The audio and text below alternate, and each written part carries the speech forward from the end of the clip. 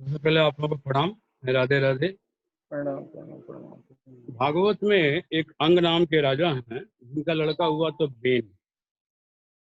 Ben इतना दुष्ट था कि उसके दुष्टता से जो अंग राजा हैं वो पूरा राजपाट छोड़ के और भक्ति में लग गए थे, बैरागी हो गए। तो उन्होंने भगवान को धन्यवाद दिया था कि हे प्रभु, जो संसार की, जो राजपाट की आसक्ति मुझे नहीं छोड़ती, मेरे दुष्ट पुत्र ने एक सेकंड में मुझे छुड़ा दिया, इसलिए तुम्हें बहुत बहुत धन्यवाद।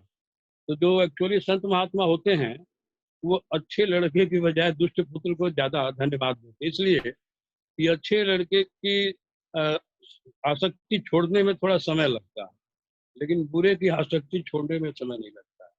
तो अंग का ही लड़का हुआ, राजा अंग राजा का लड़का हुआ तो बेन इतना दुष्ट था कि सारा धार्मिक का कार्य ही बंद करवा दिया।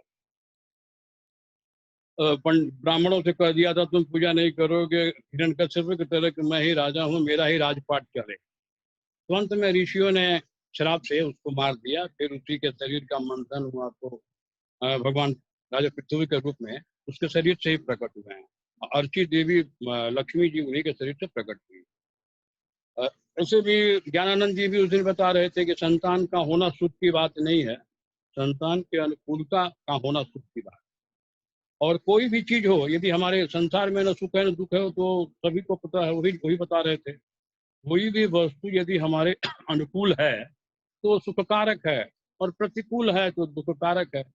जैसे जाड़े के दिनों में अग्नि हम लोगों को प्रिय होती है, अग्नि सुहावन लगती है, लेकिन वही गर्मी, वही आग जो है गर्मी के दिनों में बुरी लगती है। अर्थात यहाँ भी अनुकूलता प्रतिकूलता का स्वभाव। और जहाँ तक सुख की बात है, सुख को जितना भगवान ने पशुओं को दिया है उसके तुलना में हम लोगों को उतना भी नहीं दिया है। भगवान ने जैसे मान लीजिए कि हम लोगों को 56 प्रकार का भोजन ग्रहण करने में जो आनंद आता है या नहीं आता है, उससे ज्यादा आनंद गाय को एक हरी घास खाने में आ जाती है। वो एक हरी घास खा के, और मैंने ऐसे भाव विभोर से वो गाय घास खाती है, हरी घास, जैसे लगता है कि वो 56 प्रकार के से भी ज्यादा स्वादिष्ट भोजन कर रहे। तो संसार में अनुकूलता और प्रतिकूलता का सुख दुख से संबंध है। कोई वस्तु हमारे अनुकूल है तो वो सुखकारक है, प्रतिकूल है तो दुखकारक है। इसीलिए हमें भगवान के ऊपर हमारा अपना आनंद डिपेंड करना चाहिए। हमें न संसार की अनुकूलता से मतलब है, न प्रतिकूलता से मतलब है। भगवान ने भी गीता में अर्जुन से कहा है कि देखो ये तुम्हारे सुख दुख हैं, सर्दी गर्मी है, मान अपमान है, ये इंद्रियों और शरीर के सब्जेक्ट हैं, ये आते जाते रहेंगे, तुम इनको सहन करो। कहने का मतलब यही हुआ कि हमारा आनंद जब ईश्वर पे हो जाएगा तो संसार के अनुकूलता और प्रतिकूलता से हमारा संबंध है। और वैसे भी गीता के अनुसार, गीता में भगवान ने कहा, ये 15वें अध्याय में कि ममई वांसो जीवलोके जीव भूतो सन, सभी जीवों में सभी जीव मेरे ही सनातन अंश है। तो आदमी का जन्म, नेक्स्ट जन्म ईसाई में हो चाहे मुस्लिम में हो चाहे कहीं भी हो, एक तरह से भगवान ही चेतन तत्व के रूप में उसके अंदर पड़े हुए हैं। हर जीव में भगवान ही है। और वाल्मीकि जी ने तो यहाँ तक भी घोषणा कर दी है कि कोई जीव ऐसा नहीं है जो राम का भक्त न हो, जो नास्तिक हो। राम का कोई भक्त न हो ऐसा संसार में कोई प्राणी है नहीं। प्राणी तो छोड़ दीजिए, कोई जीव जंतु पक्षी भी नहीं। वाल्मीकि जी ने बताया है कि सारे प्राणी मात्र आनंद चाहते। तो आनंद भगवान का पर्यायवाची नाम है। ईश्वर है, आनंद है, सच्चिदानंद है, परमात्मा है, गॉड है, खुदा है, ये सब तो ईश्वर के ही नाम है। तो आनंद चाहने का मतलब ही हुआ, वाल्मीकि जी कहते हैं, तो भगवान को चाहता है, मानता नहीं है वो एक अलग बात है, लेकिन बिना भगवान के चाहे कोई भी प्राणी रह ही नहीं सकता। आनंद चाहना माने ही भगवान। अब किसी प्राणी से पूछिए तुम आनंद ही क्यों चाहते हो, भले ये नहीं बता पाएगा कि भाई क्यों चाहता हूँ तो मैं नहीं जानता हूँ, लेकिन चाहता हूँ, चाहिए मुझे। ये विडम्बना है ना। एक दिन ये तो चर्चा हुई थी कि आदमी किसी भी देश का हो, वो चाहे रशिया का हो, जापान का हो, पाकिस्तान का हो, इंडिया का हो, बांग्लादेश का हो, सबकी अकल अलग अलग है, शकल अलग अलग है जी। एक आदमी से दूसरे आदमी का अंगूठे का निशान तक नहीं मिले, इतनी विषमता असमानता है। लेकिन एक जगह समानता है, सबको सुख चाहिए, आनंद सबको चाहिए। वो चाहे क्रिश्चियन हो, मुस्लिम हो, पारसी हो, हिंदू हो, कोई भी हो, आनंद सबको चाहिए। और आनंद चाहना ही भगवान का चाहना। जैसे कमल के फूल का उसका नाम सरोज है, पंकज है, पद्म है। तो उसी तरह से ये भगवान के पर्यायवाची नाम है। परमात्मा, सच्चिदानंद, उसके बाद भगवान, परमात्मा, गॉड, ये भगवान के नाम है। आनंद चाहने का मतलब हुआ ईश्वर का चाहना। कोई व्यक्ति नास्तिक हो ही नहीं सकता। ये हमारे वाल्मीकि जी का कहा हुआ बात। तो हमारा जो आनंद है, हमारा जो सुख है, यदि संसार के अनुकूलता और प्रतिकूलता से हट के यदि परमात्मा पे हो जाए, फिर हम हमेशा आनंद में रहेंगे ना। संसार के अनुकूल होने से हम हर्षित नहीं होंगे, और प्रतिकूल होने से हम दुखी नहीं होंगे। यही इसी में तो हम लोगों को आना है। इसी के लिए हम लोग को चेष्टा करना है। और इसी में जिस दिन आ जाएंगे, बस हमारा आनंद युक्त हम हो जाएंगे, आनंदमय हो जाएंगे। सारा जीवन हमारा आनंद से युक्त हो जाएगा। और ये एक जन्म के लिए नहीं, भगवान की जो ये तपस्या जो हम लोग कर रहे हैं आनंद पाने की, ये केवल एक बार करना है। और एक बार मिल गया तो फॉर एवर, ये हमेशा के लिए होता है। संसार हमेशा के लिए नहीं होता है। संसार तो जितनी बार आइएगा उतनी बार आपको परिश्रम कर करके बनाना होगा, छोड़ना होगा, बनाना होगा, छोड़ना होगा, आने पर फिर बनाना होगा। लेकिन ये भगवदानंद जो है, रामानंद जो है, कृष्णानंद जो है, ये आनंद अगर एक बार मिल गया, इसके लिए फिर कभी आपको परिश्रम नहीं करना। उदाहरण के तौर पे आप ले लीजिए, सुखदेव मुनि को ले लीजिए। सुखदेव मुनि का जब जन्म हुआ तो जंगल में भागने लगे। भगवान, उनके पिता ने कहा कि भाई तुम्हारा देव ऋण बाकी है, ऋषि ऋण बाकी है, पितृ ऋण बाकी है। सुखदेव मुनि ने कहा कि मेरा कोई ऋण बाकी नहीं है। वो हमें जानता ही नहीं कि देव ऋण क्या होता है, पितृ ऋण क्या होता है, ऋषि ऋण क्या होता है, सब हम चुका के आए। देव ऋण होता है भगवान की भक्ति होता है, तो मोक्ष प्राप्त करना। जैसे पितृ ऋण होता है एक संतान उत्पन्न, कम से कम एक संतान उत्पन्न होता, माता पिता के ऋण से आदमी ऋण हो जाता। उन्होंने कहा कि हमने सब कर लिया, तो पिछले जन्म में ये सब कर लिए थे, इसका मतलब जन्म में उनको जरूरत नहीं थी। तो हमें भी आनंद प्राप्ति वाला काम यदि हम इस जन्म में कर लेते हैं, तो फिर फॉर एवर, वो हमेशा के लिए। फिर संसार में आइएगा तो आपको कोई साधना नहीं करनी पड़ेगी, आप आनंद युक्त, आनंदमय होके ही आएंगे। यही हमें कोशिश करनी है कि हमारा जो सुख है, आनंद है, वो संसार के अनुकूलता प्रतिकूलता पे, संसार पे रहे ही। संसार के किसी वस्तु पे हमारा आनंद, जैसे संसारी मनुष्य का आनंद का कारण होता है। किसी का आनंद होता है अच्छे मकान पर, किसी का आनंद होता है अच्छे दुकान पर, किसी का आनंद होता है फैक्ट्री पर, किसी का आनंद होता है बैंक बैलेंस पर, किसी का गाड़ी पर। संसारी मनुष्य के आनंद का कारण होता है खुद अपने को दुख में डाला हुआ, क्योंकि जिस दिन वो कारण समाप्त हो जाएगा, जिस दिन संसारी मनुष्य के सुख का कारण समाप्त हो जाएगा, तो वो दुखी हो जाएगा। इसलिए संसारी मनुष्य सुख और दुख दोनों में चलता है। लेकिन भगवान जो नित्य हैं, तो उनका आनंद भी नित्य है, या आनंद ही नित्य है, सच्चिदानंद नित्य है। इसलिए जो उनका आनंद पाया है या उनको पाया है, वो कभी दुख में नहीं पड़ सकता है, क्योंकि उनका आनंद परिवर्तनशील नहीं है। उनका आनंद एक बराबर नित्य सा बढ़ता रहता है और कभी समाप्त नहीं होता है। संसार के आनंद में दो दोष है भी बताया गया था। संसार का जो आनंद है वो सीमित होता है, लिमिटेड, और लिमिटेड टाइम के लिए होता है। सीमित होता है, सीमित समय के लिए होता है। भगवान का जो आनंद है अनलिमिटेड है और सीमित है, माने उसके कोई तुलना नहीं की जा सकती है, कहीं समाप्त नहीं होता। और असीमित समय के लिए, अर्थात अनंत काल, हमेशा के लिए। जब तक भगवान रहेंगे तब तक वो आपका आनंद बना रहेगा। इसलिए जो ज्ञानी पुरुष हैं, धीर पुरुष हैं, वो विषयों में आनंद देने के प्रयास। गीता के उस दिन ज्ञानानंद जी भी बड़ा सुंदर ढंग से बताए। किसी भी मॉल में आप जाइएगा, संसार में किसी दुकान में जाइएगा, 5 ही शब्द विषय आपको मिलेगा, 5 ही तरह का पदार्थ मिलेगा। हमारे 5 ज्ञान इंद्रियां हैं, शब्द स्पर्श रूप रस गंध। आंख है, नाक है, कान है, त्वचा है, रसना है। ये 5 इंद्रियों के विषय ही आपको उसमें मिलेंगे, छठा कुछ है ही नहीं। ये संसार 5 इंद्रियों का 5 ही विषय लेके संसार भगवान ने बनाया है, छठा कोई है नहीं। इंद्रियां ग्रहण करती हैं, मन उनका अनुभव करता है। अब चूंकि इंद्रियां और मन दोनों माया से बनी हुई हैं, इसलिए इंद्रियां अपने अपने विषयों में भाग रही हैं, क्योंकि हमारा कंट्रोल नहीं है। और मन इंद्रियों के साथ मिला हुआ है। गीता में भगवान उस दिन वो श्लोक बोले, इंद्रियाणाम ही ये दूसरे अध्याय, इंद्रियाणाम ही चरताम यन मनो अनुविद्यते तदस्य हरति प्रज्ञाम वायुर्नाम इमाम बसी।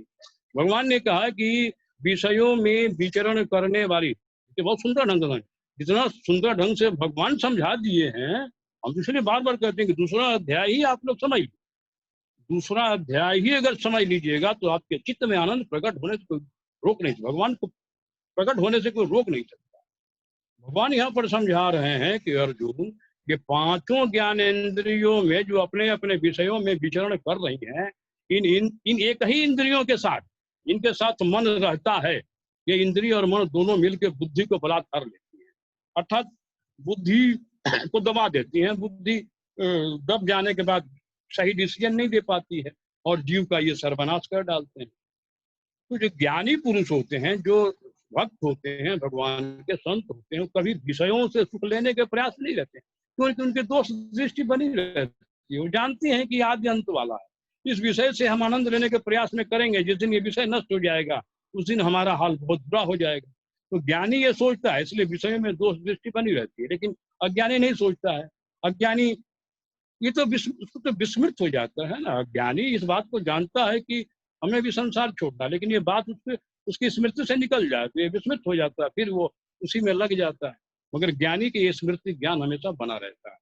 गीता के 5वें अध्याय के 22वें श्लोक में बड़ा सुंदर श्लोक ज्ञानानंद जी बताए, श्लोक का नंबर भी बताए। तो वो लोग तो भाई महापुरुष हैं, उनको तो कोटि कोटि नमन। तो उन्होंने कहा कि ये भगवान ने कहते हैं अर्जुन से कि ये ही संस्पर्शा भोगा यो न ये बनते आद्यंत अंत है कौनते ते सुना रमते विधा।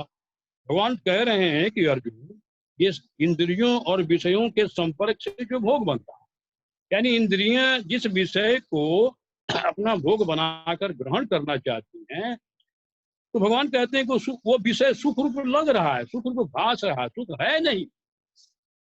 ये इंद्रियों और विषयों के संपर्क से जो भोग उत्पन्न होता है, भगवान कह रहे हैं कि वह सुख रूप भासता है, सुख रूप लगता है विषयी पुरुष को, वो सुख रूप है नहीं, सुख उसमें है नहीं। और दूसरी सबसे बड़ी बात है कि आदि अंत वाला, भगवान स्वयं कह रहे हैं कि बनने बिगड़ने वाली वस्तु, आदि अंत वाली वस्तु है। इसलिए ज्ञानी पुरुष जो होता है वो इन विषयों से आनंद सुख प्राप्त करने में लगा ही नहीं होता। वो हमेशा स्मरण करके भगवानंद, रामानंद, कृष्णानंद, परम सुख पाता रहता है और अपने आनंद में पड़ा रहता है। जैसे एक बार सुंदर बहुत बात बताए कि उनके पास गया है सिकंदर, एक महात्मा के पास। तो सिकंदर ने कहा है कि यहाँ पर ऊबड़ खाबड़ जमीन में आप सो रहे हैं, आपको तकलीफ होती रहेगी, अपने राजमहल में चलिए, सोफा सेट डनलप गद्दा सब कुछ है। तो महात्मा ने कहा कि देखो भाई, ये पथरीली जमीन जरूर है, लेकिन ये मेरे शरीर को हो सकता है थोड़ा कष्ट हो, लेकिन आराम का संपर्क जो है, विश्राम का जो संपर्क है मन से, और हमारा मन में कोई क्लांति नहीं है, कोई मन को चंचल करने वाली कोई वस्तु नहीं, तो हमारा मन बहुत आराम में है, इसलिए हमें नींद भी बहुत अच्छी आती है यहाँ। और तुम्हारा शरीर साधन तुम बहुत जुटाए हो, ये जो गद्दा है मखमल का, ये शरीर के लिए।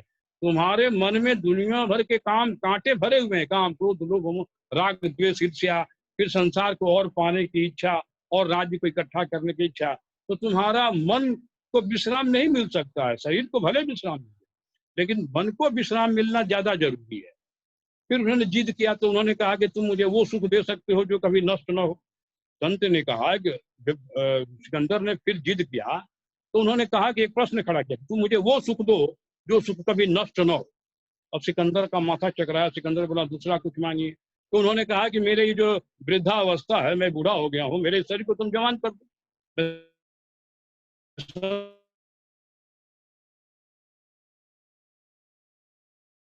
संसार को भोगना चाहता हूं। उन्होंने कहा कि भाई भी मत, तुमसे बड़ा भिखारी कोई दुनिया में है नहीं, तुम तो केवल नाम के राजा हो। तुम्हारी ना कामनाएं गई हैं, ना तुम्हारी तृष्णाएं गई हैं, ना तुम्हारी इच्छाएं गई हैं। तुम अभी भी राज्य, अधिक से अधिक राज्य पाने के लोभ में जल रहे हो, इस अग्नि में जल रहे हो, काम रूपी अग्नि में जल रहे हो। तो तुमसे बड़ा भिखारी कोई है, तुम हमको क्या दोगे? तब उसका दिमाग खुला है और राजा संत महात्मा को साष्टांग प्रणाम करके और गया। जैसे इनका अभी बता रहे थे, क्या नाम है, धृतराष्ट्र का युद्ध शुरू हो गया है, माम कहा कर रहे हैं, माने संजय से पूछ रहे हैं कि संजय ये बताओ कि मेरे और पांडवों के पुत्रों में क्या हो रहा है, क्या स्थिति है। तो वहां पर वो बताए भी हालांकि सबको ये अनुभव में आता है, वो ये बताए कि वो व्यक्ति जिसने अपने जीवन का 80% बिता दिया हो, जिसके जीवन का 20% बचा हुआ हो, वो व्यक्ति अभी भी माम कहा कर रहा है, माने मेरा तेरा कर रहा है। संसार छूटने का समय आ गया है, उसकी न तृष्णाएं जा रही हैं, न कामनाएं जा रही, न वासनाएं जा रही। तो ऐसे व्यक्ति को क्या सुख मिल सकता है? इन चीजों से हम लोगों को ज्ञान दिया गया है ना, कि हम लोग इससे ज्ञानी और अपने जीवन को सुखी बनाएं। लेकिन हम लोग भी सुनते हैं, पढ़ते हैं, लेकिन उसे वो ज्ञान को अपने जीवन में आचरण करने का प्रयास नहीं करते हैं। यदि अपने जीवन में आचरण करने का प्रयास कर ले तो हमारा जीवन आनंदमय से होने से कोई रोक ही नहीं सकता है, कोई नहीं रोक। तो भगवान यहाँ पर कह रहे हैं कि इंद्रिय विषयों के संपर्क से जो भोग बनता है वह विषयी पुरुष को, संसारी पुरुष को सुख रूप भासता है, सुख रूप लगता है। लेकिन वो सुख रूप भासने पर भी, दिखाई देने पर भी वो दुख का ही कारण है और आदि अंत वाला है। इसलिए ज्ञानी पुरुष विषयों के संपर्क में नहीं रहते, तो हमेशा ईश्वर से कांटेक्ट करके, संपर्क बना के और ईश्वरीय आनंद पाने के प्रयास में रहते, और उसका आनंद कभी नष्ट नहीं होता है। जो भगवान के संत भक्त हैं, जो भगवान से आनंद पाते हैं, उनका आनंद कभी नष्ट नहीं होता, हमेशा एक समान बना रहता है। ये जब कभी प्राप्त हो जाएगा तो ये समझ में आ जाएगा कि भगवान का आनंद और संसार के आनंद में क्या दुख। संसार अनुकूल होगा तो आनंद मिलेगा, और संसार प्रतिकूल होगा तो फिर दुख मिलेगा। दोनों एक समान कोई रहता नहीं। कहा भी गया है रामायण में भी, सब दिन होता न एक समान। एक समान कोई भी समय नहीं रह सकता है। अगर दुख है तो वो परमानेंट नहीं है, सुख है तो वो परमानेंट नहीं। सुख है तो फिर दुख आएगा, दुख है तो फिर सुख आएगा। ये दोनों, इसी को तो बंधन कहते हैं। यही बंधन है। बंधन का मतलब सुख और दुख दोनों आपको आता रहेगा।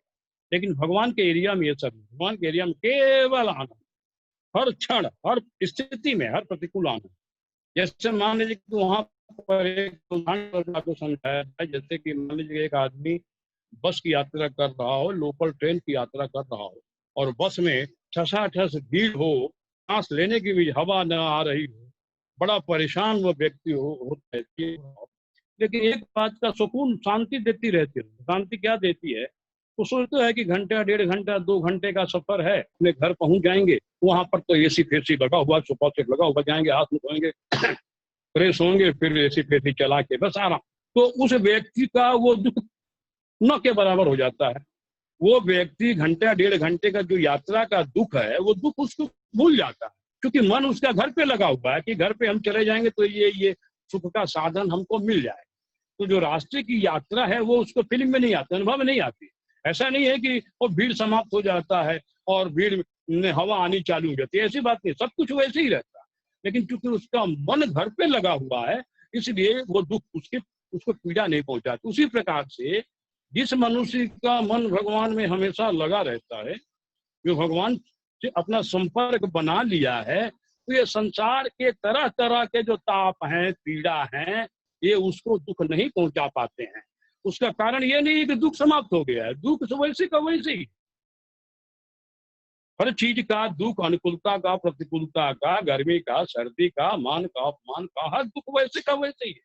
लेकिन उसका चित्त चूंकि ईश्वर में लग चुका है, भगवान में लग चुका है, तो ये संसारी जो अनुकूलता प्रतिकूलता है उसको दुखी नहीं कर पाती, हमेशा अपना आनंद में पड़ा है। इसीलिए हमें आनंद की जरूरत है। सारे प्राणी भाग रहे हैं, सारे किसी भी देश को, उनको चाहिए सुख। क्यों चाहिए नहीं मालूम है, लेकिन सुख चाहिए, उसी के लिए तो प्रयास किया जा रहा है। लेकिन बड़े बड़े मकान जुटा कर भी, बड़े बड़े फ्लैट लेकर भी, बड़ी बड़ी गाड़ी लेकर भी, अच्छा कपड़ा लेकर भी, अच्छे जेवर लेकर भी, क्या हम सुखी हो पाए? हमें आनंद मिले? यही तो सोचना है हम लोग कि इतनी सारी परिश्रम करके इतनी वस्तुएं इकट्ठा करने के बाद भी हमें सुख का लवलेश भी प्राप्त हुआ। वो सुख जिसको पाके हम तृप्त हो जाएं, शांत हो जाएं। भाई अब हमको कुछ नहीं चाहिए, अंदर से हम तृप्त हो जाएं, शांत हो जाएं, हमारी संतुष्ट हो जाएं। अगर हम इस बात को यदि अपने आप में ख्याल करेंगे, कभी देखेंगे, और मैं आप लोगों से भी रिक्वेस्ट करूंगा, मेरा ये रिक्वेस्ट है, कभी अकेले में बैठिए तो इस बात को सोचिए कि बहुत सी भौतिक पदार्थों के बाद, भौतिक चीजों के बाद, क्या हम वास्तव में वो सुख पाए हैं, पा गए हैं जिस सुख की हमें तलाश है? और नहीं पाए हैं तो फिर इतनी वस्तुएं जुटाने से हमें क्या फायदा? अगर हम उस सुख को लवलेश भी नहीं प्राप्त कर पाए हैं, तो इतनी वस्तुओं के लिए, जिनके लिए हमने भयंकर भयंकर बीमारियां पाल ली, हमें बड़ा आश्चर्य होता है। मैं काकड़गाछी पार्क में जाता हूँ, 10 में से 7 आदमी मिलते हैं जो ये बताते हैं मेरा हार्ट सर्जरी हुआ है, बाईपास सर्जरी हो रहा है, तो इंस्टेंट लगा है। कोई कहता है कि मैं सर्जरी कराने वाला हूँ, किडनी फेल है, डायग्नोसिस चला। बड़ी विचित्र स्थिति है कि 100 वर्ष की जिंदगी में, जैसे सतयुग में मनुष्य 1 लाख साल जीते थे, 1 लाख साल जीते थे सतयुग में, तब भी ये स्थिति नहीं थी, आदमी आनंद पूर्वक जीता था। त्रेता में 1 जीरो कम हो गया, 1 जीरो कम हो गया तो इंसान की आयु 10,000 साल हो गई त्रेता में। कम से कम त्रेता का मनुष्य 10,000 साल जीता था, क्योंकि भगवान खुद 11 साल धरती पे रहे। और द्वापर में 1 जीरो और कम हो गया, 1,000 साल, मिनिमम 1,000 साल आदमी द्वापर में जीता था। लेकिन उस 1,000 साल में भी इतना तूफान लोग नहीं मचाते थे, अपने काम को आराम से करते हुए जीवन आनंद पूर्वक बिताते। कलयुग में 1 जीरो और कम हो गया है, माने मनुष्य की आयु मैक्सिमम 100 हो गई। इस 100 वर्ष की आयु में वो धरती आसमान बहुत पदार्थों के लिए कर दिया है। दुनिया भर की बीमारियां पाल लेता है। दुनिया की बीमारी पाल लेने का मतलब ये हुआ कि उसे पूछिए तो कहता है कि हमारे पास तो मरने का फुर्सत है। यानी जब शरीर की कीमत पर वो पैसा कमाता है, और बड़ी विडंबना की बात है, आप लोग सोचिएगा, शरीर जब बिगड़ जाता है तो उसी पैसे को खर्च करके फिर अपने शरीर को ठीक करना चाहता है। अरे भैया, जो शरीर पहले से ठीक है उसमें क्यों रोग ला रहे? इसको स्वस्थ रखते हुए परमानंद पाने का प्रयास करो। भौतिक बहुत कुछ जुटा लेने के बाद यदि हमें आनंद नहीं मिला तो फिर बहुत जुटाने से क्या फायदा होगा, क्योंकि वस्तुएं हमारे अंतःकरण में आनंद पैदा कर ही नहीं सकती है। हम जितना भी धन संपत्ति इकट्ठा कर लें, ये हमारे जीवन को चलाने का साधन है, ये हमारे अंतःकरण में आनंद पैदा करने का साधन नहीं है। इसलिए बहुत ज्यादा आमदनी कर लेने के बाद भी आदमी वही गरीब का गरीब फटे हाल ही है। तो इससे बचना चाहिए। इसलिए हमेशा भगवदानंद परमानंद प्राप्त पाने के प्रयास में कर। अगर उसका लवलेश भी मिल गया, जरा सा सरसों के दाने से भी कम दाने के बराबर मिल गया, तो जीवन क्या हो जाएगा, ये जिसको प्राप्त है वही समझता है। इसलिए मैं समय कम हो रहा है, बार बार मैं यही प्रयास करूंगा कि संसार के सुख पे अपने को डिपेंड मत कीजिए, क्योंकि संसारिक वस्तुओं का एक लिमिटेड समय होता है। सुख संसारी मनुष्य के सुख का कारण होता है, कारण समाप्त, सुख समाप्त, फिर दुखी। लेकिन भगवान पे जिनका आनंद है, तो भगवान तो नित्यानंद है, नित्य है, कभी वो समाप्त होंगे नहीं, इसलिए उस व्यक्ति का आनंद भी समाप्त नहीं होगा। और हमारी समस्या तभी मिटेगी जब हम भगवान का आनंद पाएंगे, क्योंकि हम उनके अंश हैं भाई, हमको आनंद चाहिए। हर जगह गीता में भगवान ने कहा, समोहम सर्वभूतेषु ममैवांसो जीवलोके जीवभूत सनातन बीजम माम सर्वभूतानाम। हर जगह बोल रहे हैं, सभी जीवों का सनातन बीज मैं हूँ। हमारा अंशी जो है वो आनंद है, तो उस अंशी का हम अंश हैं, तो उस अंशी का आनंद पाकर ही हम आनंदित हो सकते हैं। कि वस्तुओं से हम आनंदित नहीं हो सकते हैं, इस बात को कम से कम सत्संगी मान ले और परमानंद प्राप्त करने के प्रयास में अवश्य भी लग जाएं। काम हमारा हो जाएगा, निश्चित हो जाएगा। हम तो गारंटी के साथ कहते हैं, कोई संत महात्मा बड़ा गारंटी ना दे आपको, लेकिन मैं गारंटी से आपको कहता हूँ कि काम डेफिनिट हो जाएगा। तो आज के लिए इतना ही। आप लोगों को राधे राधे।